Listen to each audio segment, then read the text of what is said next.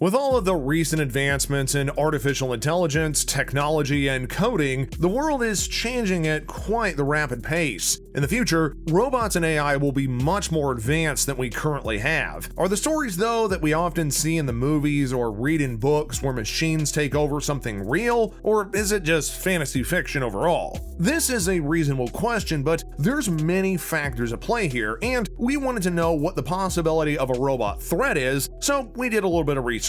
Before we get into the video though, please give us a big thumbs up, subscribe to the channel, and ding that notification bell so you never miss another update from us. What are robots? NASA states that, quote, robotics is the study of robots, and robots are machines that can be used to do various jobs. Some robots can do work all by themselves, while other robots need to have a person telling them what to do. Exactly how advanced are robots at the moment? The most advanced humanoid robot to date has been developed by a team of researchers at the University of Tokyo. Named Kenguru, the robot has been made as similar to humans as currently technology allows. Kenguru is the most advanced because he's the latest model, and they have made two others previously. Standing at 1.7 meters and weighing a whopping 56 kilos, the robot is stuffed full of structural components, circuit boards, and more than 160 motors. Robotics is used for many different industries, taking over some of the most boring jobs like painting cars and filling parts. They are used in warehouses for shelf stacking and in jobs that involve movement of goods to areas which could be unsafe for humans. Search and rescue is also another area where robotics is being utilized. Then, there's robots that are not made for a particular job, but rather to be much more like humans as possible. Some of the developers concentrate on artificial intelligence, so the robots can hold conversations with humans, and others are concentrating on human-like movements and abilities. Mimicking human movement has been the aim of researchers in Japan. Their success with Kenguru includes the ability to do push-ups, back bends, pull-ups, and can even hit a badminton birdie. It also appears to sweat, and this is due to the fact that the actuators used to pull the strings that mimic muscle movements get hot. To counteract this, they ran tubes of water through the robot and added tiny holes as an outlet to use for steam. With all those motors that Kenguru has, there's really no room for a cooling system, but this novel solution solved that problem that many humanoid robots encounter. The success of this system is down to the key in the way that the robot is constructed, which allows the water to leak just in the way needed. Kenguru can run for half a day on a cup of deionized water, and just like humans, it needs to be hydrated. This circulating water system is said to be 3 times more efficient than an air cooling system, and it even allows it to do push-ups and other things for 11 minutes without burning out motors. The developers claim that Kenguru has 6 times the degree of freedom of movement than any other humanoid, and more of its parts are movable than any other robot of its type. It can turn its head from side to side, as well as stand on its toes, and even does things with no difficulty at all. There are numerous uses for robots that are so much like humans. They can be used in crash testing, for example, offering a more realistic view of what actually happens in these situations, and they could be more useful for space exploration. Robotic science has also helped greatly in the development of better prosthetic limbs for humans, which have had amputations, showing that the developments as they move forward can help mankind in many ways, taking the jobs of human beings. According to a report by Oxford Economics, there are currently 2.25 million robots in use worldwide, which also by that same metric has shown that the number of robots has since doubled, if not tripled, in the last 20 years. The report states that the rise in robotic technology would help to boost economic growth together with productivity and create new jobs and industries. But it also said that this would end up causing millions of manufacturing jobs to be lost to robots. In the next 20 years, the report even stated that the global stock of robots would reach as many as 20 million by 2030, with 14 million in China alone. Countries and regions across the world would show different figures in job losses, and adding a disproportionate toll would be inevitable on lower skilled workers and on poor local economies. The report also found that robots lead to almost twice as many manufacturing losses in lower skilled regions. On the other hand, if robots do cause everybody to lose their jobs, who will have the money to buy anything created by the robots? An economy thrives on the flow of money, and the more people have money, the better the economy functions. remove the money by removing the people who perform those lower skilled jobs, and there's going to be less money in circulation. With robots taking these jobs, which ends up creating the flow of money and economic prosperity, there will end up being a worse economy, and alternatively, mankind will be forced to find higher skilled employment. We also don't know what the currency of the future will be and which economic system that we'll have. Robots could end up changing the whole system to actually suit everybody. Stephen Hawking, an English theoretical physicist, cosmologist, and author who died in 2018, was concerned with the rise of robot automation, and even pointed out the need for wealth redistribution. Quote, "If machines produce everything we need, the outcome will depend on how things are distributed. Everyone can enjoy a life of luxury and leisure if the machine-produced wealth is shared, or most people can end up miserably poor if the machine owners successfully lobby against wealth distribution." So far, the trend seems to be toward the second opinion, with technology driving ever-increasing inequality, Stephen had said in a Reddit session in October 2015. Physical danger to humans? There is no doubt that robotic technology has contributed much to mankind in various fields of daily life. However, there is plenty of studies that have said robots do pose a threat to mankind. Weaponized AI is heavily featured now in the security strategies of countries like the United States, China, and Russia, and even some existing weapon systems already include autonomous capabilities, which are based on AI. Developing weaponized AI further just means that machines could potentially make decisions to harm and kill people based on their programming, and that would mean without human intervention, kind of like RoboCop.